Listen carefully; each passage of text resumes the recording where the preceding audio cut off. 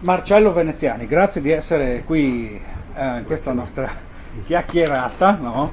Ecco, io la considero insomma una voce di quelle intelligenti anzitutto, perché di voci ce n'è, Certo. ma profonde e intelligenti no, cioè voci che rispondono col linguaggio della filosofia. Ci sono voci tecniche, voci dell'amministrazione, ma voci della filosofia critica sono poche, quindi è un piacere ascoltare insomma la sua opinione su questi argomenti. Allora, uno dei temi di cui volevo chiederle è il discorso del clima, dell'ambiente, del fabbisogno energetico di cui oggi si sente continuamente parlare, Greta Thunberg, no? Ecco, ieri ho fatto la stessa domanda a Vittorio Sgarbi, che era a Cortina, e siamo andati insomma a fargli una piccola intervista. Ecco, lui mi ha risposto che è ben più grave il problema del paesaggio. Questa è la sua opinione che merita comunque riflessione. Ecco, io chiederei anche a lei quanto è ingigantito e quanto è reale sul problema del clima, fabbisogno energetico, oppure se ci sono problemi che sono più gravi di questi. Ecco, la sua opinione. Sì. Ma io innanzitutto credo che il problema della emergenza ambientale esista. E il fatto che lo rende abbastanza, come dire, ideologicamente mistificato è l'isolare il tema ambiente dal tema più vasto della natura. Noi siamo in una strana situazione in cui ci scandalizziamo per la modificazione genetica di una carota, ma non di un uomo. La natura umana e la natura in senso generale vengono messe in qualche modo da parte. Non a caso si usa l'espressione ambiente, che è molto più asettica, che allude a contesti che possono essere anche di una fabbrica, diciamo. L'ambiente non è necessariamente la natura, e invece si trascende il tema della natura, perché il sostrato ideologico di questa battaglia globale che viene fatta è che noi dobbiamo difendere il clima, difendere dalle alterazioni in qualche modo reali che esistono del clima del nostro pianeta, ma poi non dobbiamo considerare nella sua effettiva pregnanza l'idea di natura, il fatto che la natura va rispettata. Natura vuol dire senso del limite, vuol dire ordine naturale, vuol dire creazione e anche, se vogliamo, un discorso intelligente su chi ha creato, quindi su un disegno intelligente di vita che è alla base della natura. Quindi isolando il tema del clima dal contesto in cui invece avrebbe un senso, perde valore, perde efficacia e diventa uno slogan ideologico. Questa è la ragione per cui io sono abbastanza diffidente sulla battaglia, non che non esista, ripeto, questo tema. Tra l'altro non è il tema per eccellenza. Io qualche giorno fa ho fatto una specie di elenco dei mali di cui soffre l'umanità nella nostra epoca e ritengo che il tema del clima sia uno dei tanti temi.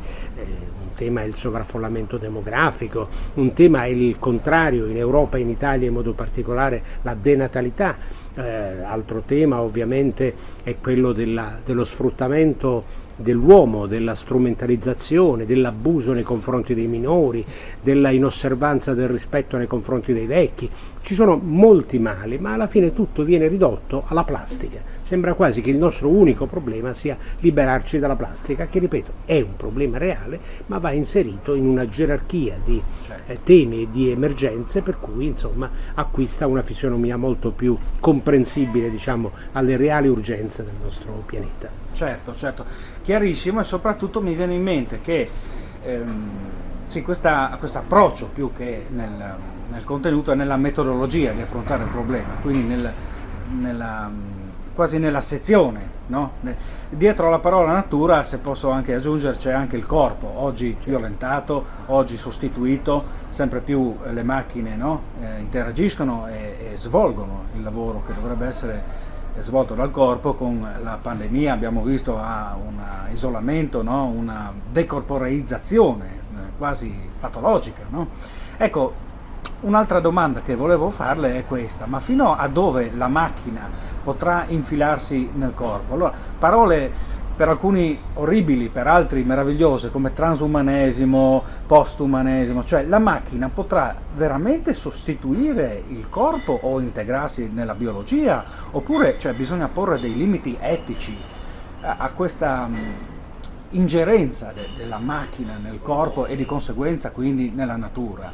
Ma io credo che si debba ripartire da quella che San Tommaso chiamava la gerarchia degli esseri e dei beni, cioè conta molto più la persona rispetto alla macchina.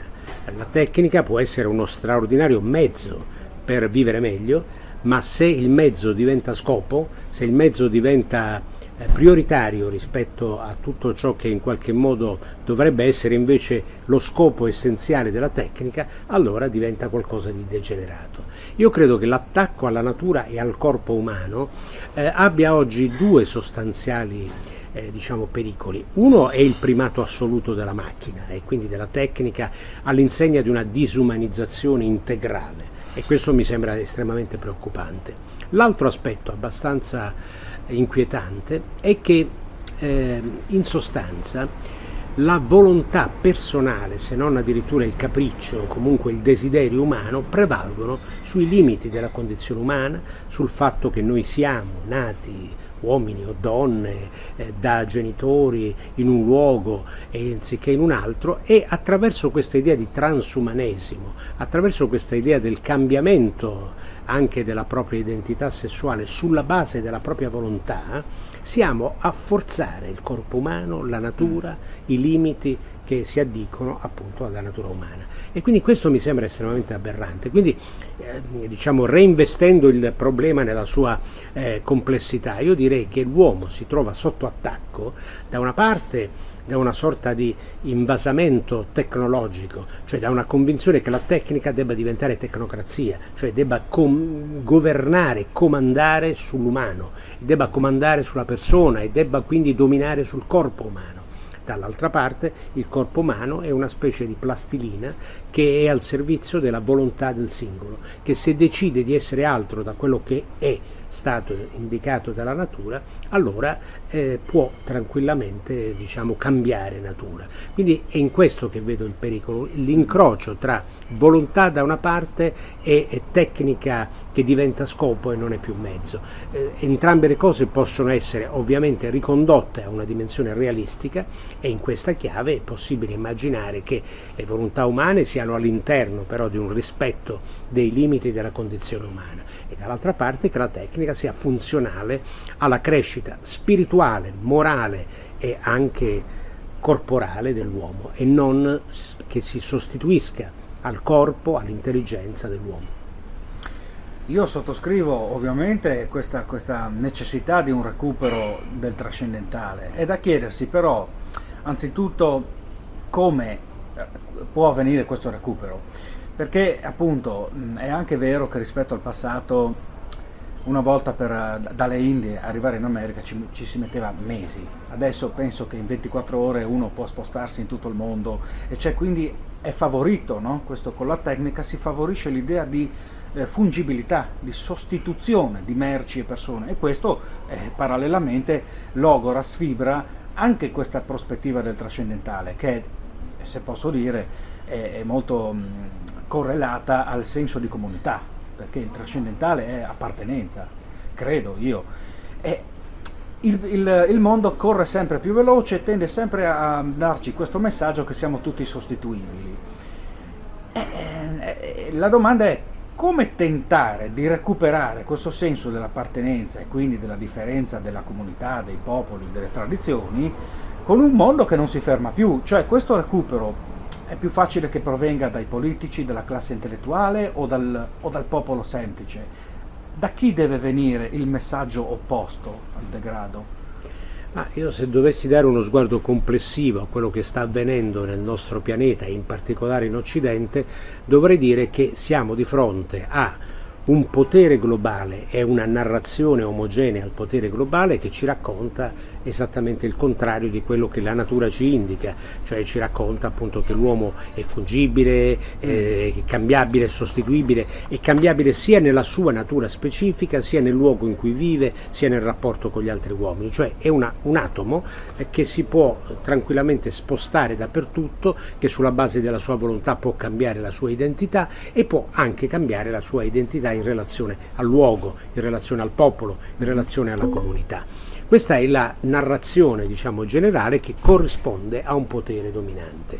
Dall'altra parte, cosa si oppone a questo? A mio parere si oppone semplicemente la realtà. E l'insorgenza della realtà, l'unica vera speranza, cioè il fatto che ci sia una sorta di ribellione dell'istinto, della passione, del corpo, dell'anima delle persone, che non può accettare questo modo irreale di vivere, cioè la prevalenza di tutto ciò che è astratto, di tutto ciò che è lontano rispetto a ciò che è vicino, a ciò che è concreto, a ciò che è vivo, tutto ciò che viene in qualche modo costruito ideologicamente, che diventa inevitabilmente, diciamo così, prepotente rispetto alla realtà, rispetto alla vita e ai limiti della vita umana. Quindi io credo soprattutto nella insorgenza della realtà, e l'insorgenza della realtà è un processo che attraversa la politica, ma che non nasce e non finisce soprattutto nella politica. Riguarda ovviamente il rapporto che ciascun uomo ha con la sua società, che ciascuna famiglia ha in relazione a una società, che ciascuna comunità, dalle più piccole alle più grandi, riesce ad avvertire quando sente perdere, come dire, il terreno sotto i piedi. E quindi io credo che sia un processo sociale, spirituale, intellettuale, quindi culturale, e un processo che dall'altra parte investe anche la politica. In questo dobbiamo dire che la politica è in pauroso ritardo, e i pochi soggetti che alle volte riescono a rappresentare queste istanze sono sempre soggetti innanzitutto considerati outsider, fuori dai limiti, diciamo, concepibili della politica attuale, e quindi fuori dalla modernità, fuori dalla democrazia, fuori dalla libertà, fuori dall'Europa nel nostro contesto, e quindi sono sempre considerati qualcosa da demonizzare, e quindi c'è una oggettiva difficoltà della politica di far valere semplicemente il peso della realtà, perché prima ancora di arrivare a una concezione della vita e quindi a una visione del sacro, della trascendenza, c'è da recuperare il rapporto semplicemente umano tra l'uomo e le cose, tra l'uomo e la natura, tra l'uomo e la sua città, e c'è da recuperare un rapporto naturale. Quando ci dicono per esempio che noi dobbiamo amare chi viene da lontano, amare l'immigrato, amare colui che viene da lontano, noi sovvertiamo una gerarchia naturale, perché è assolutamente insito nella nostra natura umana avere, come dire, una sfera affettiva che parte dal più vicino e che va verso il lontano, e non il contrario. Cioè è inevitabile che noi avvertiamo una premura particolare nei confronti dei nostri padri, dei nostri figli, dei nostri fratelli, e poi dei nostri concittadini, e poi dei nostri connazionali o coterritoriali, per così dire. Quindi abbiamo inevitabile e naturale propensione a partire dal vicino e andare verso il lontano. Questo schema ideologico, che invece vorrebbe invertire le cose e dire che noi dobbiamo sentire più compassione per l'umanità e magari più indifferenza nei confronti di chi ti è vicino, è, a mio parere, ciò che sta minando le comunità, le città e le nazioni. E quindi credo che sia questo il processo da valorizzare. Quindi è l'insorgenza della realtà. Ed è un mistero come questo possa avvenire, è una combinazione di fattori umani, di fattori sociali, vorrei dire anche di fattori imponderabili, un tempo si sarebbe detto della provvidenza, certo, ma comunque di fattori che intervengono per correggere il tiro di questa umanità che viceversa è politicamente corretta. Mi piace molto questa speranza finale che lascia nelle sue parole, ottimistica, di una storia che si autosalva, si autotutela, si autoprotegge. Mi auguro che accada, non ne sono così sicuro. Io vedo il corpo umano che abbiamo citato, e se uno mi convince con l'inganno a bere un veleno, poi me lo fa vomitare il mio corpo. Quindi certo, c'è, come diceva poc'anzi, una reazione forse anche violenta, uno spasmo, no, che reagisce. Quindi mi auguro che ci sia, me lo auguro anch'io, perché il mondo così, non so se la storia ha mai visto un punto più nero. Marcello, grazie ancora di cuore di questo incontro, e speriamo che avvenga come ci auspichiamo, cioè che ci sia un rovesciamento, e ci sarà. Grazie ancora. Grazie a voi.